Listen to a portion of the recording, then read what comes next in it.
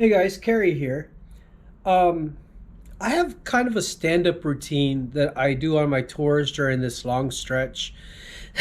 But today I had one of my drivers come to me asking for advice on how to get better tips. Um, he's worked for about 10 other tour companies, and some of them are very low class tour companies, and so they do things like tell the customers that they're working for tips only, and they'll have like an old cookie jar with a hole cut out, up on the front of the tour van or tour bus, asking for tips. And so this guy recently actually got a bad review because the customers felt that he was pushing for a tip. And so I've been trying to tell him that, not to push for the tips because that makes the tour look low class. Um, and, he was asking me for advice about, what I do to get tips. And I told him I don't do anything.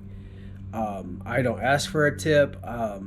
I just give my best tour and hope that they give me a good tip.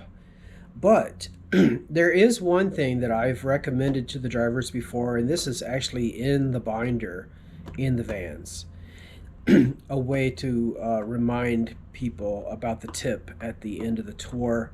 And it's by using a kind of reverse psychology so that it doesn't sound like you're asking for a tip. And so, what I recommend that they say is something like, hey, you guys, in lieu of a tip, the best thing that you can do is to leave us a review on TripAdvisor or Google. That way, people will see what a great time you had, and then that will bring us more business. And so, that's like the best thing that you can do for us. And so, what I was explaining to him is that's kind of a reverse psychology where you're not asking for a tip, and it's almost like you're asking them not to give you a tip, but of course it's reminding them that, oh yeah, we should tip at the end of the tour. So it's kind of reminding them about the tip without actually asking for a tip.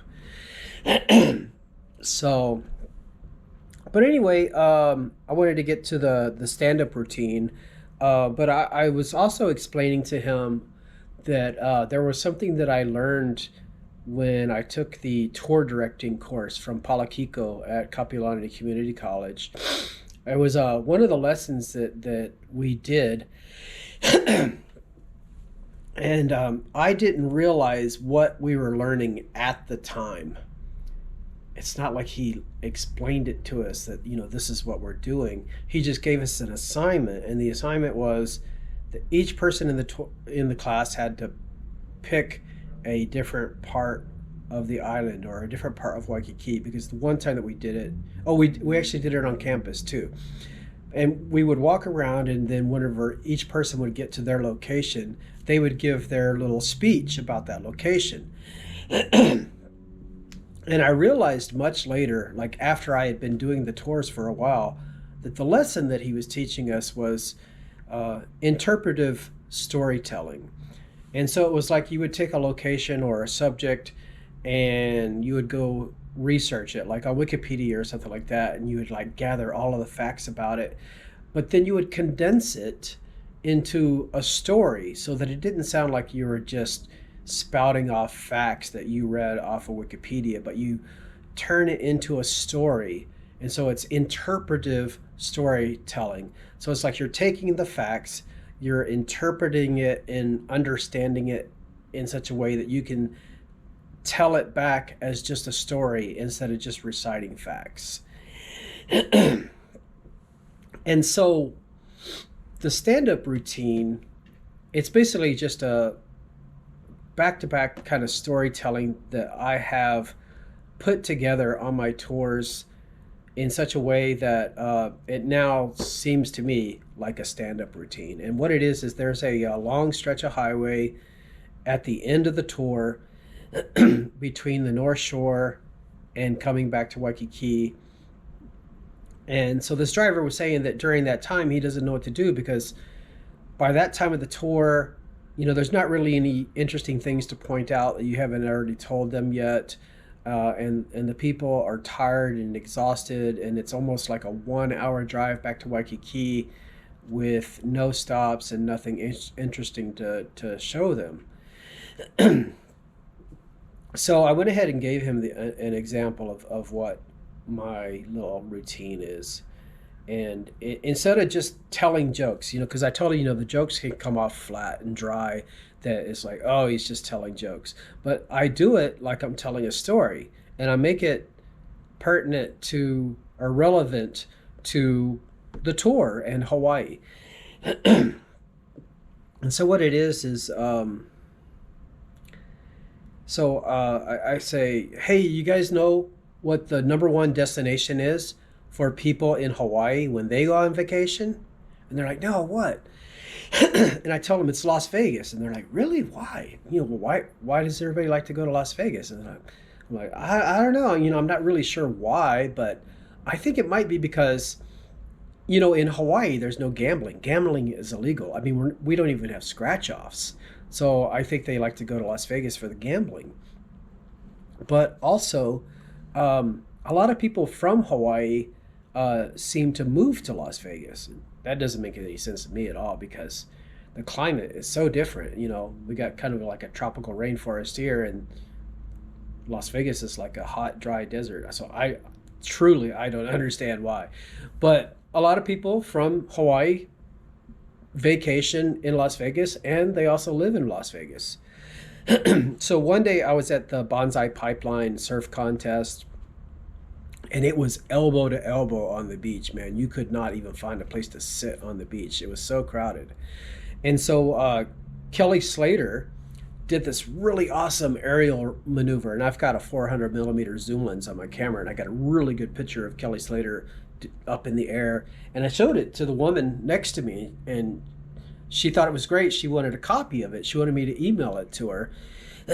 And she had told me that she lives in Las Vegas, and she owns 2 restaurants there. And so you guys know the Vietnamese noodle that's spelled like pho, P-H-O, but it's pronounced pho. So when she gave me her business card for me to get her email address to email her the picture, I saw that the name of her business was Wadafa. Wadafa. So anyway, I also talk about how in Hawaii we refer to Las Vegas as the 9th island. So here in Hawaii we have 8 major islands, and then we refer to Las Vegas as the 9th island because so many people from Hawaii go there. And as a matter of fact, on the news, when they give the weather for Hawaii, they also give the weather for Las Vegas. And on Fridays on the news, they give the entertainment report for Las Vegas. Here's what's going on this weekend in Las Vegas. So they give the entertainment report for Las Vegas on the news in Hawaii. On Friday mornings, on one of the radio stations here, they have a show called Stupid Joke Friday. And you can call in and tell a stupid joke and win a prize. And the winning joke this one Friday was this joke. So they're on the plane flying from Hawaii to Las Vegas. And the pilot comes on the intercom and he says, ladies and gentlemen, we've lost one of the engines, but don't worry, we can still fly with the 3 remaining engines. However, it's going to take us an extra 4 hours to get to Las Vegas. It already takes like 8 hours to get to Las Vegas. So, they've lost one of the engines. It's going to go a little slower now. So it's going to take them an extra 4 hours to get to Las Vegas. So a little bit later, the pilot comes on the intercom again, says, ladies and gentlemen, we've lost another engine, but don't worry, we can still fly with the 2 remaining engines. However, it's going to take us an extra 8 hours to get to Las Vegas. So a little bit later, the pilot comes on the intercom again. He says, ladies and gentlemen, we've lost another one of the engines, but don't worry, we can still fly with the 1 remaining engine. However, it's going to take us an extra 12 hours to get to Las Vegas. So the local guy in the back leans over to his wife and says, "Hey, I hope we don't lose that last engine. We're going to be here forever." So everybody laughs. And so I tell them, yeah, I told that joke during one of my tours one time to a group of Australians. And one of the guys started telling jokes. And they were all pretty bad. Even his mates were like, "Oh, man, those are pretty bad." But there was one good one that I took away and remember now. And so I tell this one now. So it's this guy goes into a doctor's office and he goes, "Doctor, doctor, you got to help me. I feel like a moth." And the doctor says, "What?" He goes, "You got to help me. I feel like a moth." And the doctor says, "Ah, you're in the wrong office. You need to be at the psychiatrist's office 3 doors down." And the guy says, "That's where I was headed, but I saw that your light was on." Get it? Because he's a moth. He's attracted to the light. And so, yeah, this reminds me of a joke that I heard from Christopher Hitchens. This guy goes into the psychiatrist's office, stands in front of the psychiatrist's desk, and just pants like a dog. So this goes on for a while, and he just stands there panting like a dog. And finally the guy goes, "I'm just a dog. That's all I am, just a dog." And the psychiatrist, the psychiatrist says, "Well, would you like to lie on the couch?" And the guy says, "I'm not allowed on the couch." Because he's a dog. Get it? All right. So when I was a little kid growing up in South Texas, listening to AM radio at night, at night, AM radio can travel further because the signal bounces off of the ionosphere at night. And I was listening to this is in South Texas. I'm listening to a Chicago station, WLS. And I don't know why, but they were telling jokes. And so there's this one joke that I remember from when I was a little kid, and it's the string joke. So this string walks into a bar, sits up to the bar, and he says, "Bartender, I'll have a beer." The bartender says, "We don't serve strings here." So the string gets up and leaves, and he's feeling kind of down. He's walking down the sidewalk, and he sees this lady. He says, "Excuse me, lady, could you tie me into a knot?" So the lady ties the string into a knot. And he goes down the sidewalk a little bit further, sees a barber shop, goes into the barber shop, sits up in the barber's chair. The barber says, "What will it be?" And the string says, "Oh, just fray my top a little bit." So the barber frays his top. So now the string is walking back down the sidewalk, goes back into that same bar, hops up to the bar and says, "Bartender, I'll have a beer." The bartender says, "Aren't you that string that was in here a little while ago?" He says, "I'm afraid not." All right, so that's it. That's my stand-up routine.